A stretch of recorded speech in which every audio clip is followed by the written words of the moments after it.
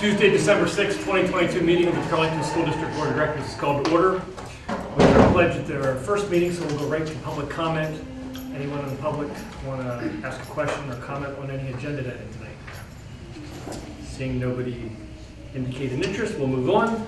I'll entertain a motion to approve the minutes of the voting meeting of November 15th, 2022. So moved. Second. Moved and seconded. Thank you. Any discussion or questions? If not, we'll vote. All those in favor say aye. Aye. Opposed, nay. Motion carries. Thank you. I'll report that we had an executive session prior to this meeting where we discussed personnel, litigation, and informational matters. I now turn to Dr. Crater for the superintendent report. Thank you, President Shriver. We have 3 administrative reports. We have our Director of Food Service, Mr. Ryan Rassicott, will be up tonight. Dr. Tricia Surdy from Psychology, and I will also have a superintendent's report. So we'll start with Mr. Rassicott first. As you know, Mr. Rassicott has recently joined the district this summer as our food service director, provided the food here in the break, and has been doing a really terrific job. He has a lot of great information to share with the board this evening. And good food. And good food. Good evening, everyone. Happy to report on the student nutrition food service department for what's been going on from August up through November. So next slide is our agenda. We're just going to talk a little bit about a staffing update, some of the growth that we've seen, community engagement, and some of the key topics and next steps that we would like to take. So the next slide, please. It's a little slow. It's advanced on mine, but it's not up there.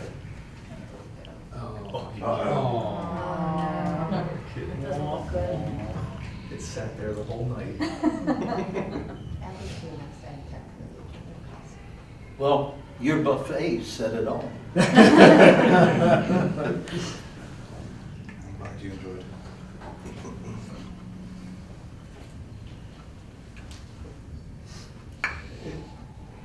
I swear, it's time sensitive. He knows it at 7 or 7:30, he knows it. In my office, they would tell you to restart your computer. It's the answer to everything. There's smoke coming out of my computer. Oh, we just restarted. Let's just start it. Okay. All right, there we are. So first up, I want to talk a little bit about the people on our staff. So hiring has been a challenge, obviously. So we have had some new hires from August to November. We've had, we've updated this today, as of today. There's 3 new hires at Carnegie, 1 at Crafton, and we had 2 up here at the junior senior high school. So that leaves us with our open positions. We still have 7 positions up here at the junior senior high school open. We have 1 at Crafton, and as of tomorrow, so it's approved, we'll be fully staffed at Carnegie. So we're moving in the right direction. Some of the things that we've done advertising on the Aramark side, we're on the Indeed, we're using the internal Aramark site, Facebook. We sent out direct mailers to 4,000 people in the community in Crafton and Carnegie. It's been tough to get the applications, so we're going to continue to try different methods and see if we can get more people. Training, we are looking at doing the National Restaurant Association ServSafe training for all the food service employees within the district. We're trying to set that up for the beginning of next year, and that's just a certification that, for food safety, sanitation, that type of thing. Other training that we've done, they're all trained annually on USDA civil rights, the meal pattern recognition, some food safety, things like that we've been doing throughout the year. Under recognition, one thing I want to say is, first of all, the staff, the food service staff that we have here has been amazing. They're working extra hard, extra hours, and doing multiple people's jobs to make sure that all the students get fed, and I really want to recognize them.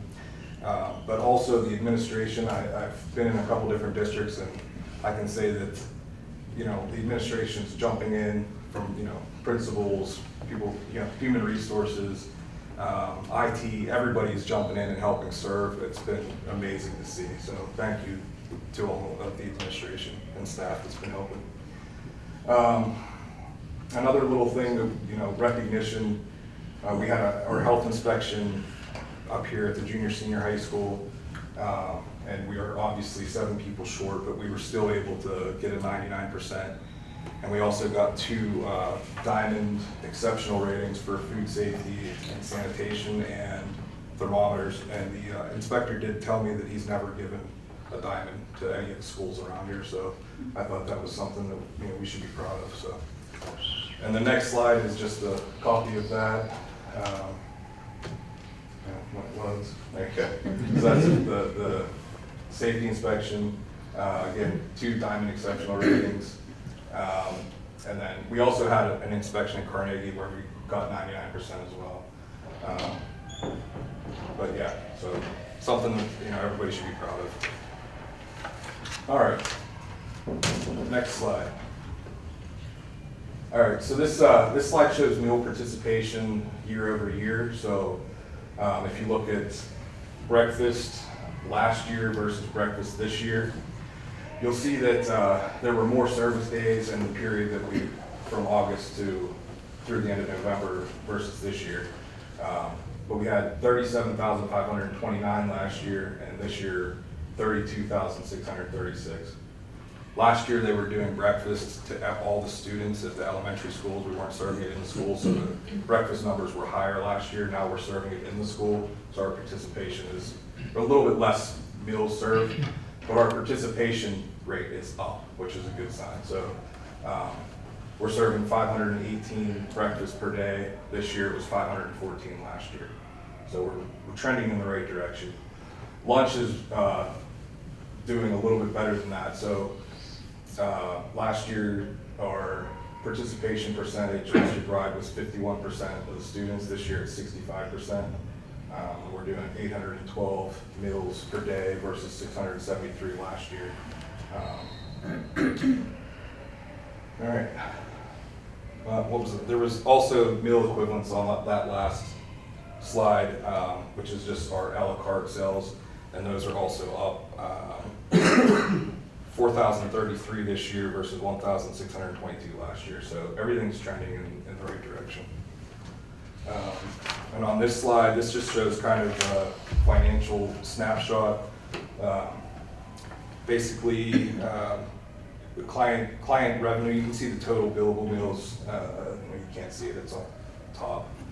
For this year was 87,827 so far. That's how many meals that we've served, breakfast and lunch.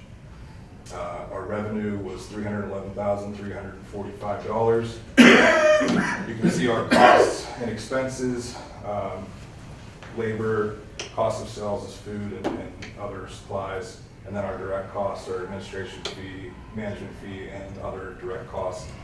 You take all that out, and our return was $41,358 year to date. So it's we're in the positive, so that's good. Last year, you can look at revenue numbers. Last year, 312,000, and the meal count again was a little bit higher based off the breakfast numbers from last year. Right. Yes. Quick interruption. So Go ahead. last year, you weren't here obviously, but last year we had meals all provided for free because of government subsidy? Yes. Correct? Okay. Mhm. And this year they're back to paying? No, so this year we qualified for the community eligibility provision. Okay. So all the students can eat for free, breakfast and lunch, 1 meal per day. The only thing, if they want extras or a la carte items, things like that, then they would have to pay, but breakfast and lunch is provided free. So that's something that, we still need to make sure that we're marketing a little bit more. I think we can get more students that way, but yeah, it's still free. Okay. So some of the other little notes on there, just as our commodity usage, the commodity dollars that we spent through the USDA. The DOD is our produce that we've used, and NOI is just net off invoice, or the discounts that we get through Cisco on certain commodity products. We do have some funds. We have a supply chain assistance fund of $28,940, which we're going to start using, and that's going to offset some of our costs moving forward. So our costs are going to go down from January on, because we'll be able to use that for certain items. And then the other is the FFVP, is the Fresh Fruit and Vegetable Program that we're running in Carnegie right now. And we spent $5,357 on fresh fruits and vegetables. We're doing it 3 times a week down there. And it's all different types of things, you know, papaya, it's all kinds of things that they don't normally see. And, you know, that's just something else we've been doing. Okay, next. Community engagement. We've been working with Mission Pittsburgh and the Free Store just to help provide kind of procure some items for them that they're sending home weekly. They send like every week, they send a backpack home. 58 different families that they're helping every week. So we've been helping to provide the milk, half gallons of milk and loaves of bread. We've been doing that most of the school year. And that's been a nice, successful little partnership. Some of the other things we've done, just some different caterings and things like that. That an English language learners night in Carnegie at the beginning of the school year that we catered. And then at the end of the summer, or middle to end of the summer, we packed and supplied 2,500 meals total that was Jack Kabista, I believe is how you pronounce his name. Yes. And those were handed out in the community at Crafton and Carnegie. So that's it for engagement. All right, so key topics, next steps. Obviously, staffing and recruiting is the biggest one I think we need to focus on. We're 7 people short up here. We're going to continue to try and use different methods to get people in. We're thinking even, I'm looking into yard signs. I mean, we're trying everything that we can to try to get applications. Once we're able to be fully staffed, you know, there are several different things that we can do to build the program up, and I look forward to doing that. So that's number one. The other thing, equipment. I'm going to assess the current equipment needs that we have, research some different grants that we may be able to get, and see if we can't get some different equipment. We have some equipment that's on its way out, that's a little bit older, that I would like to, see about replacing, getting more state-of-the-art equipment that we can do different things and offer our students better quality. So that's another thing we'd like to do. The cafeterias, up here at the junior senior high school, we're only running a few stations. We have the potential to run several more. Pizza is the biggest hit right now. We're doing all kinds of different pizzas, and we sell probably on average like 40, 42 pizzas every day. So it's a lot of pizza, and I've been the guy making it every day. We're short staffed, so I'm excited to get more people's but, so we'd like to open the deli station. That's one of the things that the students want the most, but that requires about 3 people because the line just gets so long when you're grilling paninis to order. So we still need to hire a couple more people before we can open that. At the elementary school, we'd like to begin to offer a second daily entree. Right now we do one hot entree, and then we have like peanut butter and jelly or cheese, but we want to do something nice, a different second entree that might be a cold sandwich, different wraps and things like that. And obviously we want to continue to introduce as many fresh fruits and vegetables to the elementary students as possible, and up here, but specifically there. And we have been, this year, we've been doing our best to keep that going. So that's it. That's my presentation. So any questions or comments? Do you still provide the Carlton chicken bowl? We do. We do. It's a fan favorite. He's showing some of the pizzas. So there's a chicken fajita pizza on the left with like a chipotle ranch drizzle, a margarita pizza made, and just we do try to do a vegetarian pizza up here every day as well. So those are actually our pizzas. That's Those not are our, taken the from- pictures are from, those are our They're pictures. not stock photos. That's good stuff. All right. Ryan, thank you. Thank We're you. grateful to have you here. We appreciate you being here, and seems like a good direction to go in the program. Thank All you. right. Thank you.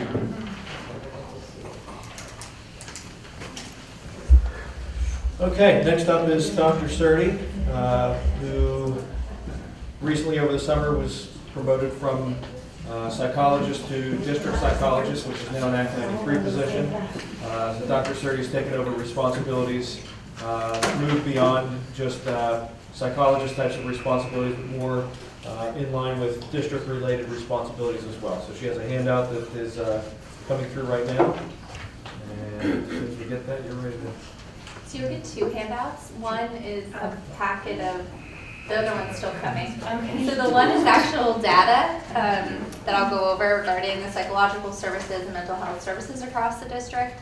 The other one, I went into the high school children one day. A lot of the students were really grateful for the children, and they were asking me how we got it and how we funded it, and I talked about how you guys have supported it and the amount of funding we've put towards it. So they wanted to show their appreciation and explain to you what it meant. So they wrote note cards. This is just from one lunch period on what it means to them. And I was actually really amazed by how articulate some of the people were, and I am hoping you enjoy it. And then there's actually some out in the hall that are like trying to sneak in here to talk with you all because they do appreciate it. So, the first area I wanted to cover, which is like the main part of my job, is psychological evaluations.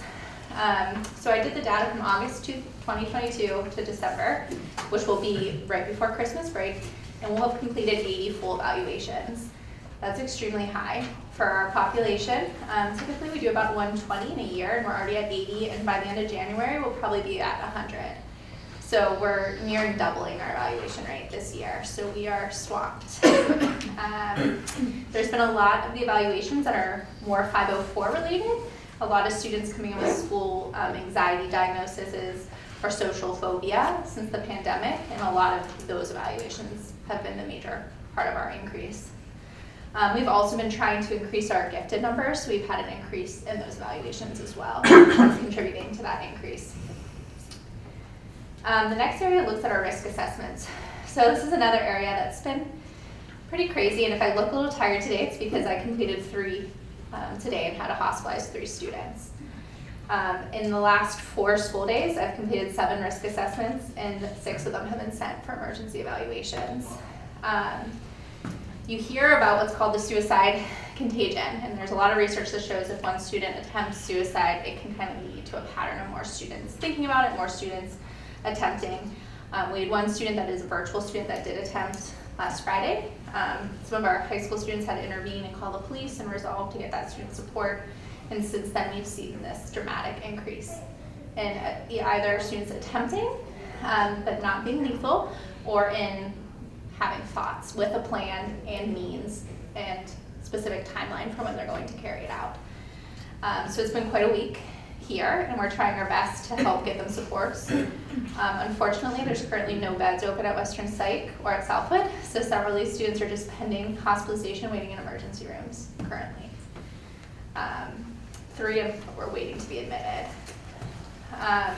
We also have sent 6 students to partial hospitalization programs. So what that is typically we send students to Wesley because we have already have transportation set up for students there.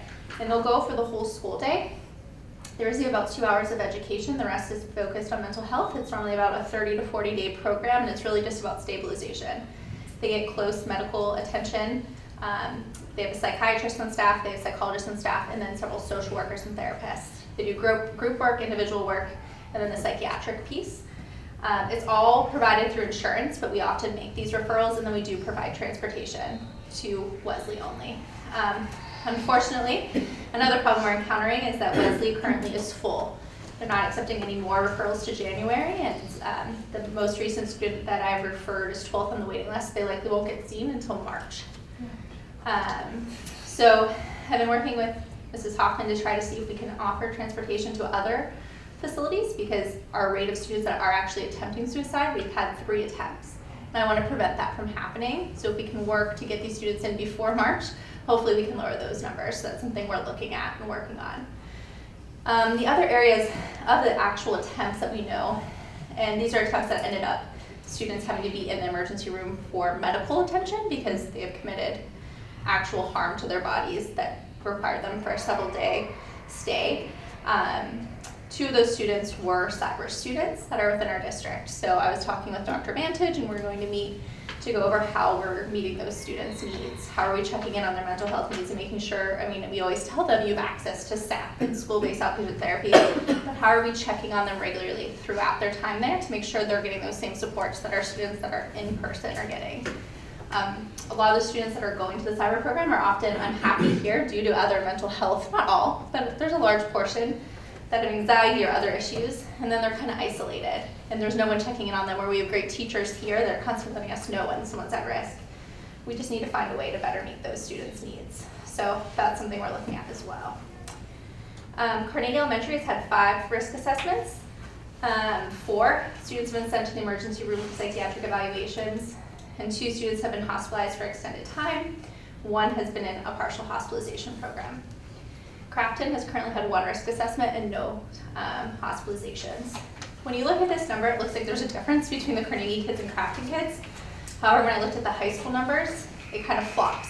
So over 80% of the students that I'm completing risk assessments on at the high school level are from Crafton, versus at the elementary level is higher at Carnegie. So it kind of works its way out. So the Student Assistance Program, SAP, is one of the services that we're putting in place as one of our main Tier 1 interventions to help, or Tier 2 more, to help students and try to prevent those hospitalizations, those risk assessments, those evaluations. Currently at Carnegie, we have 30 students that are participating in SAP and that have been referred by teachers and parent permission has been received. At the high school, 90 students have been referred to SAP, but we've only received 40 parent permissions back yet for students to participate. And at Crafton, there's currently about 28 students participating in SAP. So there's a lot of Tier 1 and Tier 2 level interventions going on through SAP to try to prevent some of those numbers from continuing to escalate. The next page goes into the AHN Chill Project data. So I first went through the Carleton High School data. And the chill room educator gave me some of her data from September and October. She's still working on the November data, but she was new this year. So in the beginning of September, we had new staff. Some students were very angry because they loved the old staff. So they were like, I will not go in that room. So the numbers weren't that high, it was about 79. But by October, those numbers went up, and she saw about 256 students in October. And I'm guessing, based on me being in there as much as I've been, that it's going to be close to double of that in November. And going into December. Kids are loving the room, and you'll see it in those letters. And what I've been so happy to see is moving up from the high school, because I've been at the elementary for so many years, I've gotten to see students from kindergarten to high school. And I've seen kids that struggle to make friends immensely in the elementary school, and I go in and they're eating lunch with a group of friends. I've never even seen them talk to another student. And they're having fun, and they're dancing, and they're socializing, and it might be the most quirky group of kids, but they love each other, they support each other, and they're happy. And it's the first time I've seen them happy in the whole time I've been here. So it makes me very happy. And I wish you guys could see it too. And actually, several of them have volunteered to come speak with any of you if you would like. But they really love it. And they say it's a place where they can be themselves and feel like themselves. So that has been awesome. We've also had a lot of our ESL population, which has been a population we've tried to reach with mental health services, finally really buy into it. We have a large number of students that are refugees that have been going in there and sharing a lot of their experiences and traumas from their experiences prior to getting to the U.S. And they're really building relationships, and it's oftentimes we'll see the ESL students being not segregated, but they're used to staying with their peers that are in their ESL classes. But when they're in their school room, everyone is one, and they're unified, and they're all discussing problems, which has been really great to see as well. They also this year started implementing having the chill educator push into the WIN period at the end of the day for 7th and 9th grade. So they've been doing a lot of lessons, and that's been going really well as well. So they do a lesson in each WIN period each week. You can see there's just a table that shows the main reason people are coming. A lot of times it's lunch, and you'll see on a lot of these cards that lunch was just a place where kids did not feel comfortable. It's really loud and noisy. We had a lot of kids saying that they were eating lunch in the bathroom stalls, and now they're not doing that, which I'm happy. And also anxiety was a large part of why students are going to the chill room. I also collected data from Carnegie. So when I look at Carnegie's data, it's kind of changed because we also have a new person there. In the previous years, a lot of the numbers were walk-ins, whereas this year, a high amount of the numbers are scheduled. numbers. So she's currently running 23 different groups. They range from topics like social skills, lunch bunch, school readiness, anxiety, mentoring, self-regulation, and organization. She has so many groups because she does it across grade levels. She also is meeting with students regularly, sometimes daily, or a few times a week. So she's 14 students that need those extra check-ins pretty much on a daily basis.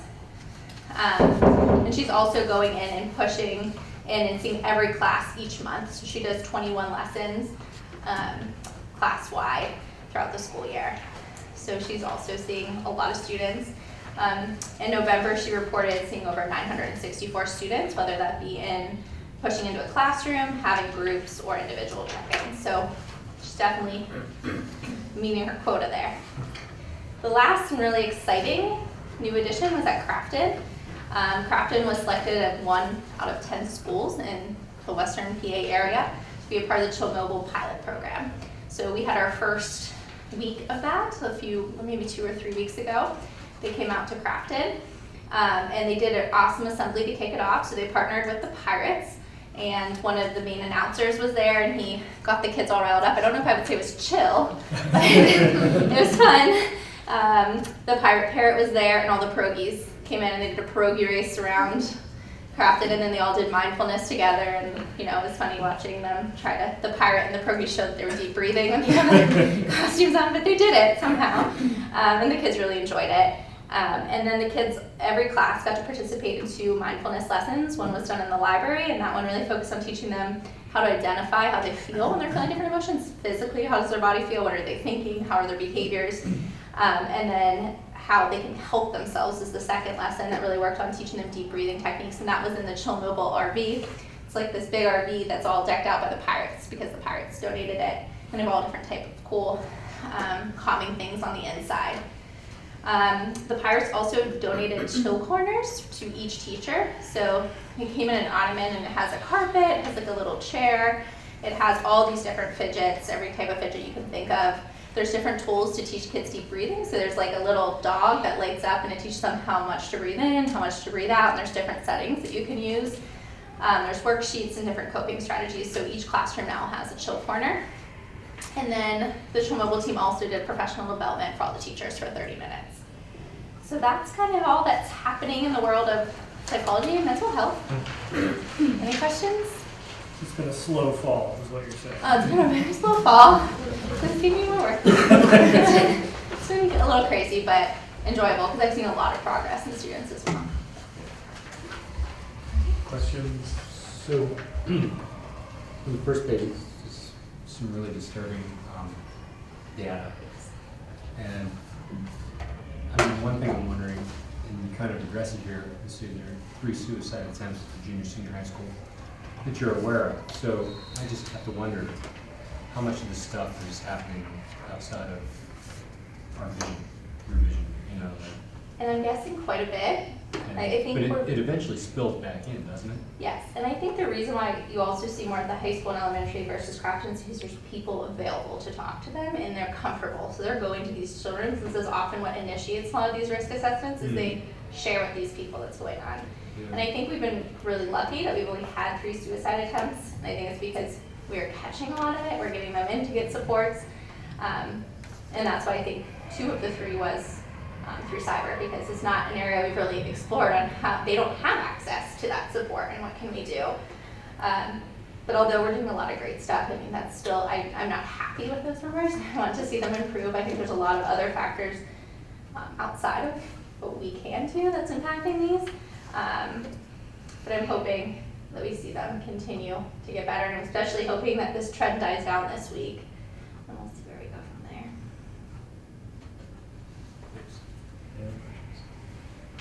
Dr. Surdy, thank you for being here. I'm going to follow up with Joe's question. You had noted that the numbers are bigger than last year, bigger than you would like. Is some of this still us all figuring out post-pandemic world what things look like and how we react to it? Is some or a lot of that this, or is it other stuff, or you're not sure yet? I think a lot of it is that. I'm seeing higher high school evaluations than we normally see as well, and I think that is a lot of the pandemic kind of rolling over. a lot of these evaluations that would have been caught at the elementary level are now kind of pushing into those later years, and when they are getting caught, students are failing multiple classes. They're pretty far behind at this point, and I think there are a lot of gaps in their learning due to what was happening at that time. And a lot of the evaluations I'm seeing are also more behavioral and social emotional, and it's a lot of those students that were in the middle school years when COVID happened, and it's like that main time for development and learning to trust yourself and become independent, and they didn't really grasp that. So I'm seeing a lot of numbers in those students right now that are just entering high school because they're kind of in that junior high area. And then I'm seeing a lot in the kindergarten area because they didn't really have preschool. They didn't really leave their house ever until this year. So they just have not had socialization. So they're having a difficult time. So it definitely is still a carryover. Are you working with the parents then to make sure, like the ones who had the 3 suicide attempts, like how do you closely watch to make sure nothing else happens? Is that a part of the 3 who are currently waiting to get evaluations in the hospital? Yes. Okay. So every time I complete risk assessment, I require the parent to come in. And if they don't come in, I accompany the student to the hospital. I always try to make it a voluntary commitment if possible. Unfortunately, I think all of them this year have been voluntary because involuntary holds a record and keeps you and impairs some of the things you can do in the future. Most of the times the parents have been willing to come in. We sit down, we go through a whole mental health resource packet. I give them resources. We discuss what it will look like at the hospital. If they don't feel comfortable, I'll meet them at the hospital and accompany them through it.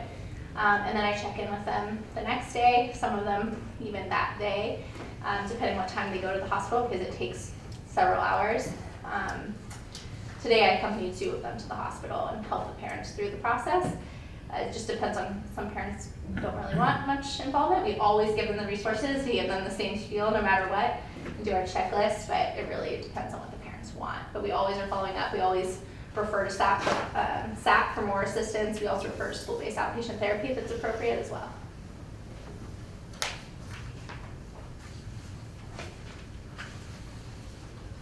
We're very grateful for your participation here and your leadership. Thank you. Thank you for having me. Appreciate it. Thank you. And from superintendent report on tonight's board agenda, we do have a few board policy updates. We have 7 board policy updates, 1 from the 100 series, or 2 from the 100 series, and the other 5 there from the 200 series. As part of the district subscription to PSBA, we get monthly updates from PSBA in regard to policy updates and recommendations. And many of those recommendations are the result of recent case law, could be recent legislation, different types of things that have an impact on board policy. So when we go through board policies and we go through revisions and recommendations, it's not necessarily indicative that there's an issue in that particular in that area of that board policy that we're experiencing. It's just basically due to changes to the school code, the legislation, and case law. So just a brief overview of some of these here. 113.2, anytime you see a decimal point after the number, it indicates that it falls underneath a broader category. Behavior support falls in the category of individualized educational programs as well. So behavioral support relates very closely to students with IEPs, which is the individualized educational plan. And basically what this policy revision takes a look at, updates some terminology with least restrictive environment, talks about more specific language with functional behavior assessments. It adds some additional de-escalation techniques into our repertoire that we can use in regard when we're working with students. Requires continuous supervision of students while they're in seclusion, and also requires the district to convene the IEP team prior to notifying law enforcement if the child has a functional behavior assessment and a positive behavior support plan. Much of the policy revision that's in this one and others is already a part of our admin regulations and how we conduct our business as far as working with students. 137.1 talks about extracurricular participation by home education students. Really the only update in here is just the inclusion that home educated students can be a part of JROTC Burlington School District does not sponsor JROTC, however, the updated language has that. So we did push it through. We do anticipate an update in this policy in the 23-24 school year, as Act 55 has had some significant changes with home education students, and I would anticipate that that revision coming up in the summer sometime. And then 3 pieces in the 200 series, the 218, 218.1, and 218.2. Each of those has to do with student discipline, terroristic threats, and weapons. With student discipline, it expands the approval to include restorative practices in the Code of Conduct. Restorative practices basically focus on changing students' behavior by learning from unacceptable choices, behaviors that students exhibit in the classroom. Does not necessarily require the district to approach disciplinary situations with punitive sanctions, but allows us to put efforts in place to help students reflect upon their behaviors and make better choices in the future. And a lot of what Dr. Surdy has presented in regard to our CHILL program helps students with their mindfulness, helps reflect on their behaviors and their actions. And I know a lot of that, when principals have conversations with students in their office, much of it is focused on changing behaviors and moving forward and making better choices in the future. Significantly updates language in regard to on and off-campus activities. A lot of this is related to recent case law, 2 in particular, that came out of Pennsylvania in particular. But basically takes a look at that off-campus behavior. Has to be a strong nexus between the behavior, nature of threats that are made towards individuals. There has to be a strong connection between that threat, if it's made on social media or made directly, even if it occurs off-campus. Has to be a strong connection to either a staff, student, or the facility itself. A lot of it still relates back to the Tinker case, but has to interfere with and provide any type of threatening to the schoolhouse.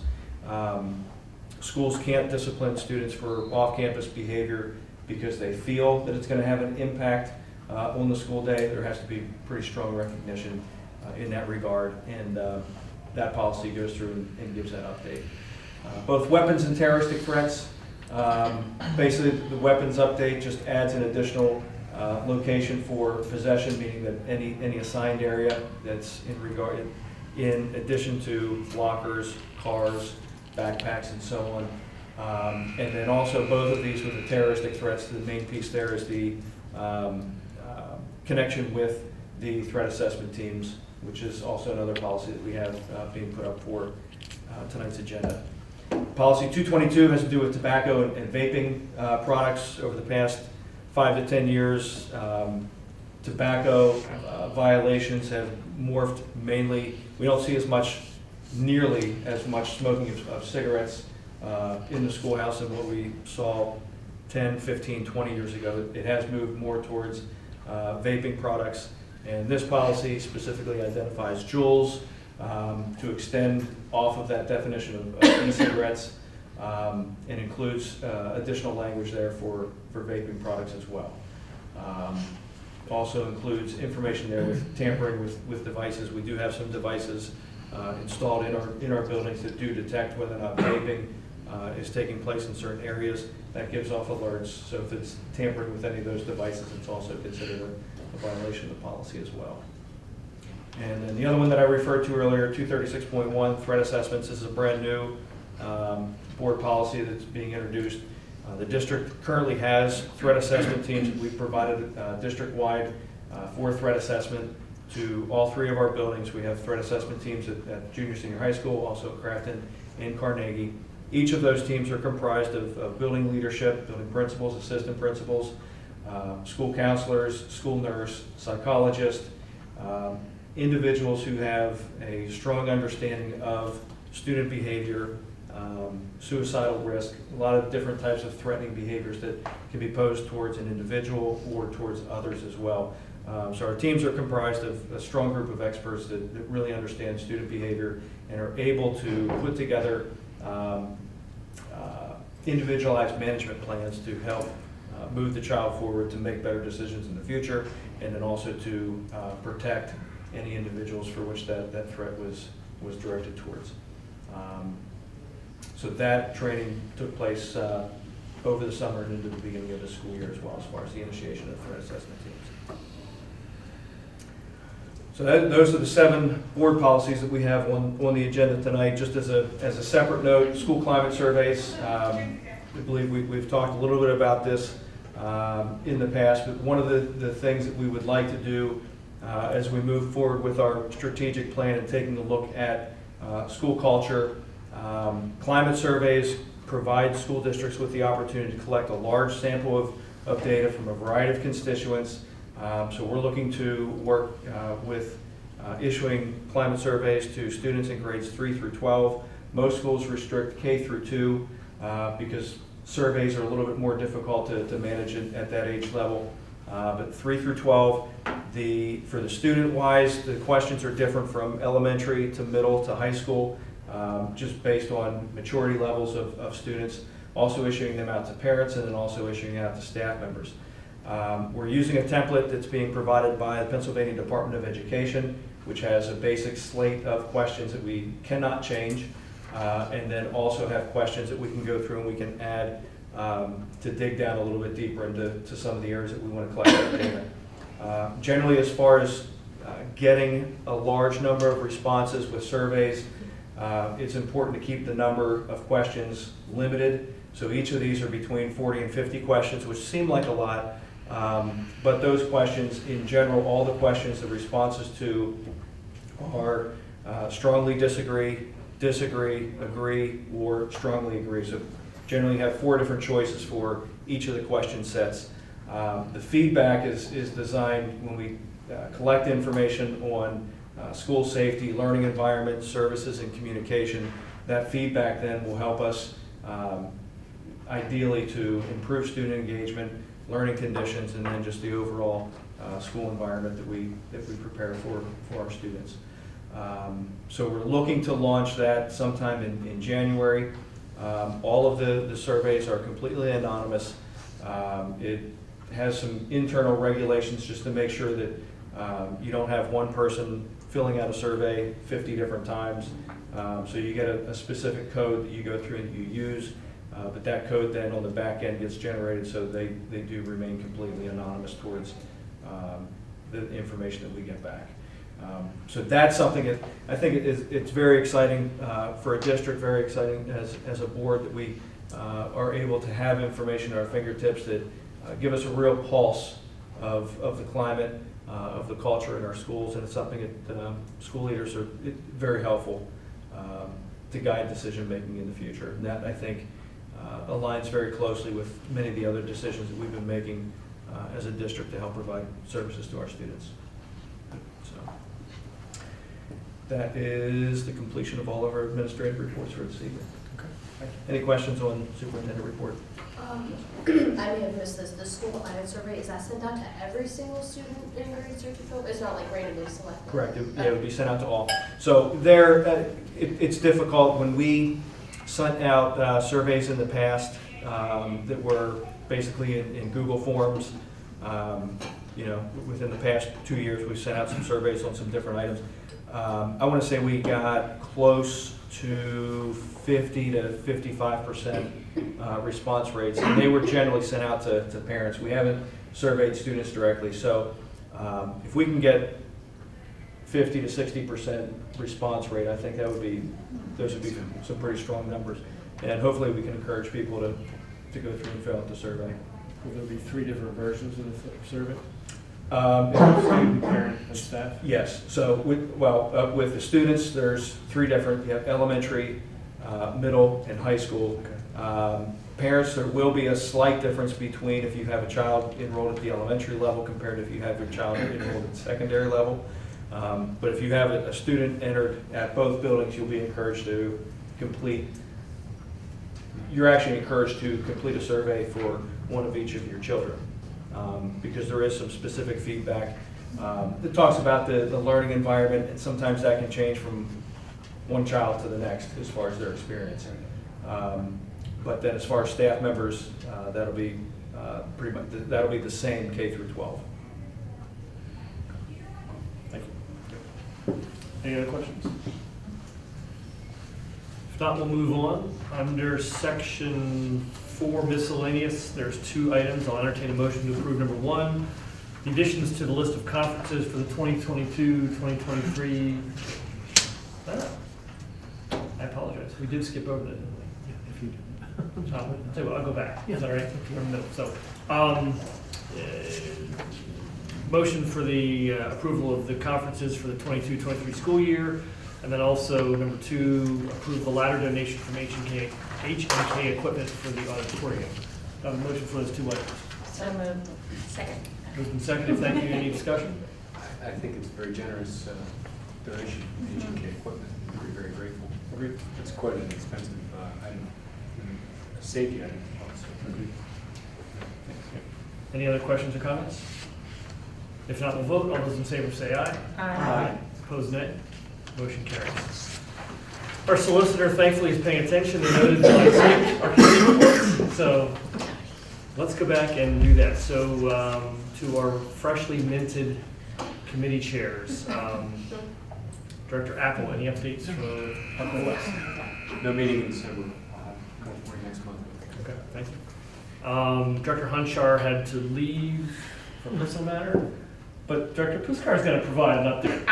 My update is that I will start to get the report from Director Hunter. So that when he has to leave for a personal matter, he can still get a report. Wonderful. That's a great idea. You're moving things forward. You do here. I'm gonna put a little reminder right there. All right. Shazda, Director Zalewski. No Nope. updates. All right. Super. Thanks. Legislative PSBA, Director Simpson. I'm going to keep with the trend and say I don't have anything for that. Excellent. Thank you. What about Crown Federation? I can tell you that they are meeting this evening, but I'm here instead, so. Gotcha. Okay. Good choice. What's their website?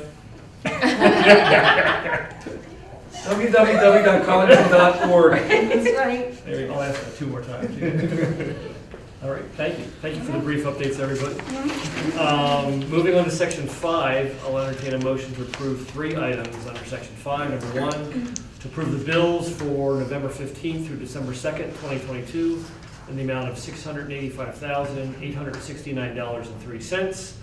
Number 2, to approve the following reports as reflected in the December 2022 financial reports packet.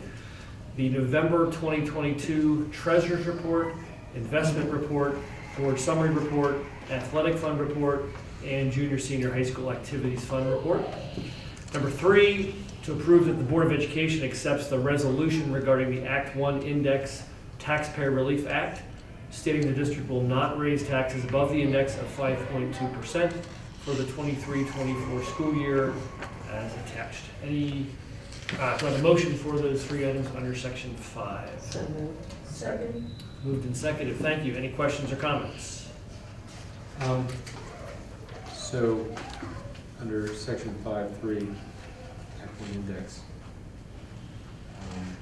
this is saying we're not going to seek exceptions to the index. This has been a few years now since we've sought exceptions to the index.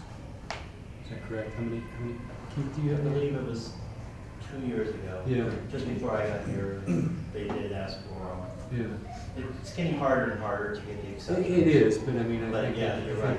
it's kind of indicative of the work that Dr. Pryor and our finance chair committee do to get us a budget that's going to be within our means and not have to go up and above. Thank you. Well done. Agreed. Any other questions or comments? If not, we'll vote. All those in favor say aye. Aye. Opposed, nay. Motion carries.